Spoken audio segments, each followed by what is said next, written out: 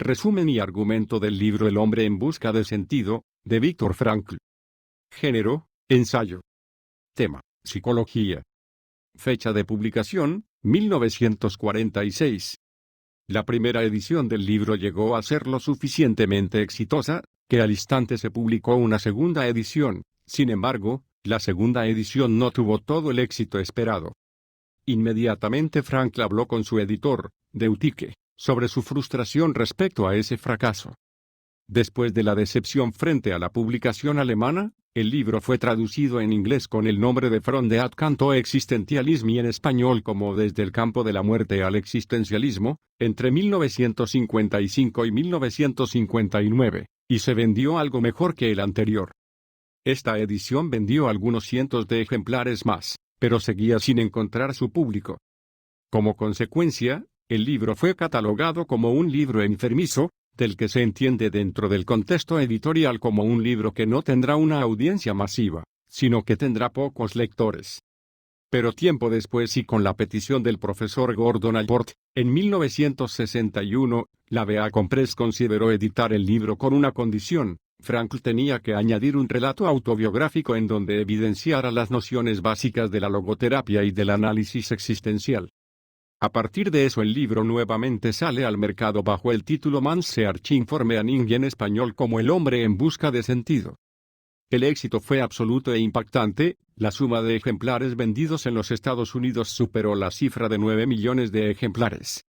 Se registraron después 149 ediciones, traducidas a más de 20 idiomas. Llegó a considerarse una historia ejemplarizante y paradójica, y también como uno de los 10 libros más influyentes de todo Estados Unidos. Su importancia es tal, que la Library of Congress en Washington lo ha declarado como uno de los 10 libros de mayor influencia en Estados Unidos. Argumento.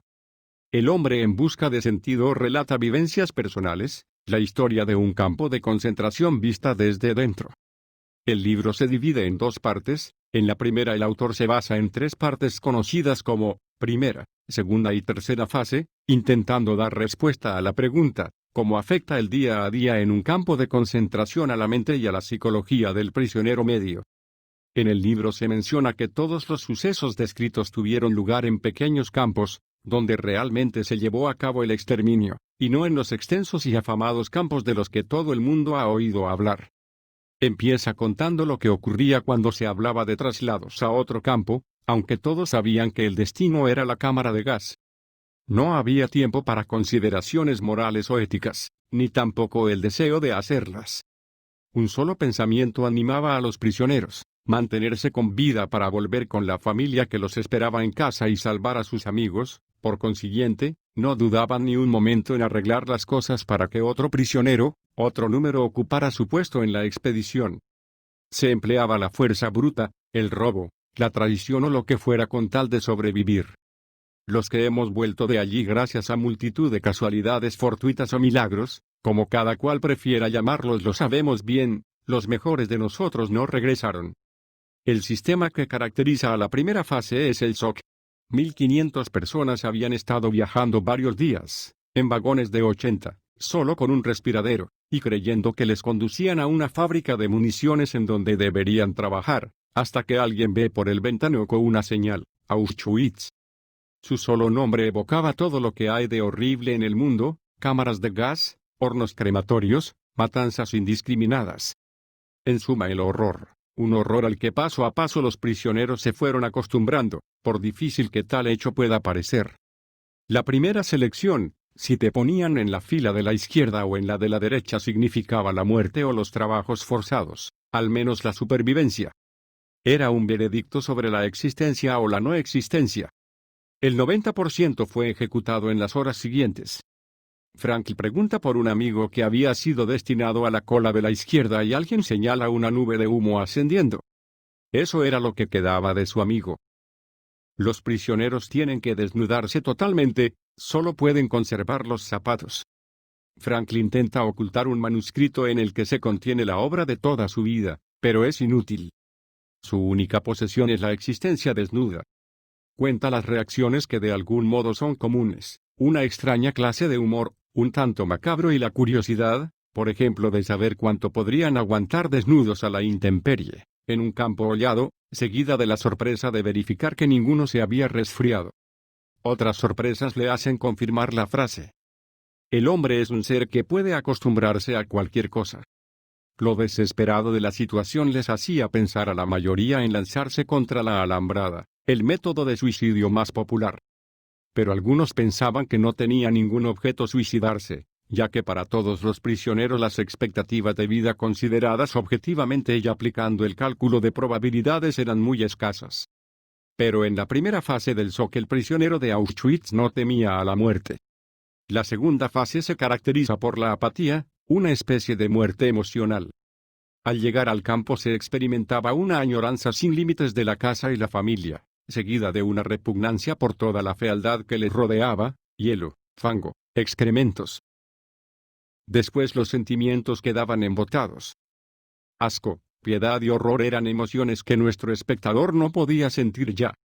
La apatía, el adormecimiento de las emociones y el sentimiento de que a uno ya nunca le importaría nada de nada era el necesario mecanismo de defensa frente al dolor, la injusticia, la crueldad y la irracionalidad, frente a los golpes diarios, casi continuos. Dado el alto grado de desnutrición que padecían, se comía una sola vez, un pequeño trozo de pan y un agua de sopa, lo que era más flagrante teniendo que realizar trabajos durísimos. El deseo de conseguir alimento era el instinto más primitivo. Eso explica que el deseo sexual brillara por su ausencia, y, contra lo que el psicoanálisis afirma ni siquiera se manifestaba en los sueños. Había una desvalorización de todo lo que no redundaba en la conservación de la propia vida. Pero había prisioneros que sentían una profunda inquietud religiosa, y que eran capaces de improvisar un rincón en el barracón, o en un camión de ganado, para hacer oración. A pesar del primitivismo que imperaban a la fuerza, en el campo era posible desarrollar una vida espiritual.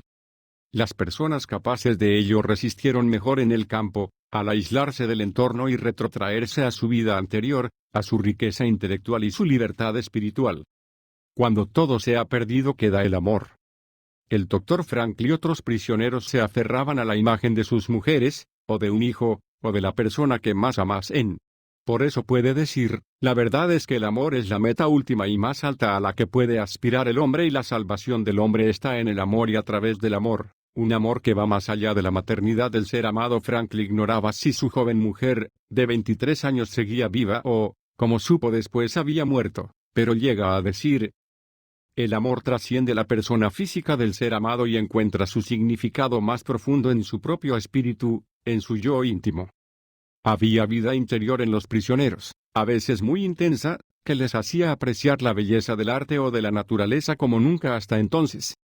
Si alguien hubiera visto nuestros rostros cuando, en el viaje de Auschwitz a un campo de Baviera, contemplamos las montañas de Salzburgo con sus cimas refulgentes al atardecer, asomados a los ventanucos enrejados del vagón celular, nunca hubiera creído que se trataba de los rostros de hombres sin esperanza de vivir ni de ser libres.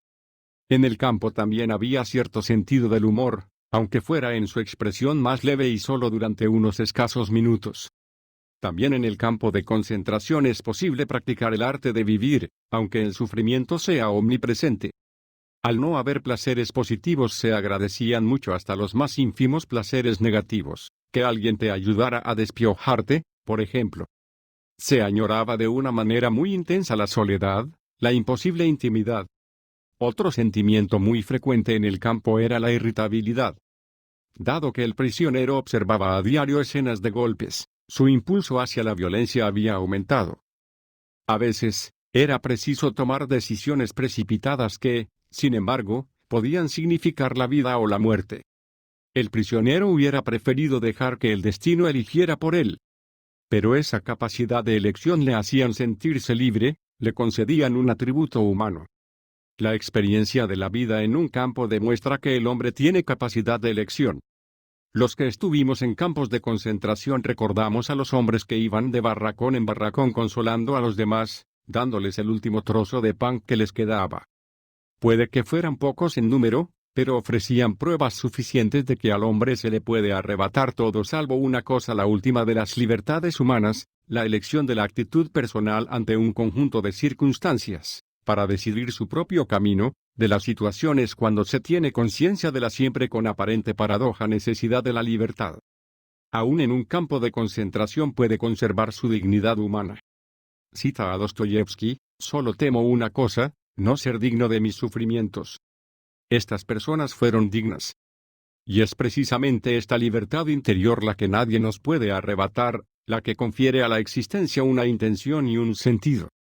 El sufrimiento es un aspecto de la vida que no puede erradicarse, como no pueden apartarse el destino o la muerte. Sin ellos la vida no sería completa. ¿Tiene algún sentido todo este sufrimiento, todas estas muertes? Era la pregunta que angustiaba a Frankl. El modo en que el hombre acepta su destino y todo el sufrimiento que éste conlleva, añade a su vida un sentido más profundo. Incluso bajo las circunstancias más difíciles puede conservar su valor, su dignidad, su generosidad. O bien puede olvidar su dignidad humana y convertirse en poco más que un animal no humano. Muchas veces es precisamente una situación externa excepcionalmente difícil la que da al hombre la oportunidad de crecer espiritualmente más allá de sí mismo. El prisionero que perdía la fe en el futuro estaba condenado, se abandonaba, decaía y se convertía en sujeto del aniquilamiento físico y mental. Lo más difícil es la pregunta por el sentido de la vida. Tenemos que aprender por nosotros mismos y después enseñar a los desesperados que en realidad no importa que no esperemos nada de la vida, sino si la vida espera algo de nosotros. Frankl se pregunta profesional y humanamente por la psicología de los guardias del campamento. ¿Cómo es posible que hombres de carne y hueso como los demás pudieran tratar a sus semejantes como los trataron? Había algunos sádicos, en el sentido médico del término, y que eran seleccionados precisamente por serlo, como lo eran los individuos más brutales y egoístas, los que tenían más probabilidades de sobrevivir. Era una selección negativa. Pero además los sentimientos de la mayoría de los guardias se hallaban embotados por años de métodos brutales. Se habían endurecido hasta límites insospechados, aunque había algunos, por pocos que fueran, que sentían lástima de los prisioneros. Cuenta el caso de un comandante de las SS que había comprado medicinas para algunos prisioneros, gastando cantidades nada despreciables en ello. El autor saca la siguiente consecuencia. Hay dos razas de hombres en el mundo y nada más que dos, raza de los hombres decentes y la de los indecentes. Ambas se encuentran en todas partes y en todas las capas sociales. Nosotros hemos tenido la oportunidad de conocer al hombre quizá mejor que ninguna otra generación. ¿Qué es en realidad el hombre? Es el ser que siempre decide lo que es. Es el ser que ha inventado las cámaras de gas, pero, asimismo es el ser que ha entrado en ellas con paso firme musitando una oración. Tercera fase, después de la liberación. En esta fase, el Dr. Frankl quiere analizar la psicología del prisionero que ha sido liberado. Relata lo que sucedió la mañana en que, tras varios días de gran tensión, se hizo la bandera blanca a la entrada del campo. Al estado de ansiedad anterior siguió una relajación total. Pero se equivocaría quien pensase que nos volvimos locos de alegría. Y nos cuenta cómo los prisioneros se arrastraron hasta las puertas del campo diciéndose sin creérselo aunque eran libres. Vieron los alrededores del campo, los prados cubiertos de flores, pero no despertaban en nosotros ningún sentimiento. Y reproduce el estado de ánimo general cuando por la noche, ya de vuelta a los barracones, un hombre le preguntó a otro, ¿estuviste hoy contento? A lo que el otro respondió para ser franco, no. Frankl lo explica diciendo que lo que les ocurría a los prisioneros liberados era una despersonalización. Todo parecía irreal, improbable, como un sueño, y temían que al despertar les llegase la dura realidad. Narra como si un prisionero era preguntado por un granjero de las cercanías podía pasar horas hablando. Él nos cuenta su particular y conmovedor renacer, una tarde mientras paseaba. No había nada más que la tierra y el cielo, y el júbilo de las alondras, y la libertad del espacio. Me detuve. Miré en derredor, después al cielo y finalmente caí de rodillas.